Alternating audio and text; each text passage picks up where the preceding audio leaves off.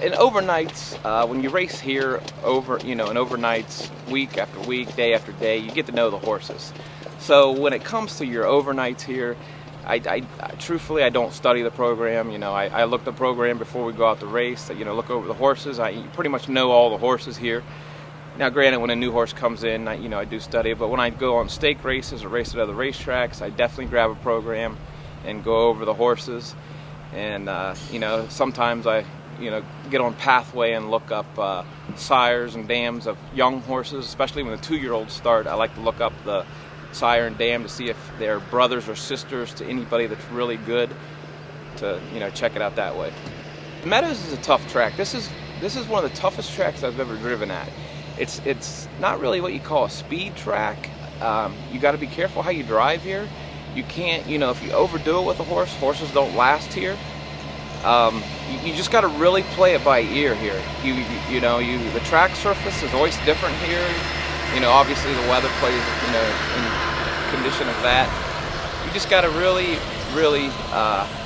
do what your horse likes. Granted that you got a front runner, obviously, you try to get to the front, but you got to really be careful how you race here.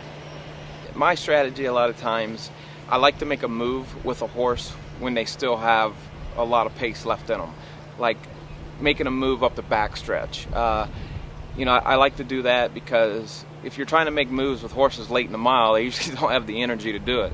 I definitely like to make a move with a horse when they're still full of pace and still got a lot of energy in them.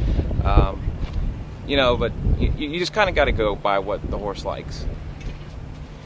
I don't pay a whole lot of attention to the tote board. Definitely there's times you look at it, but really, once I go out on the racetrack, I know who I'm driving, I know who's in with me, so the tote board really doesn't play an effect a whole lot. In a few years, I definitely could see myself here. I really like it here. Like I said, I got family, small children.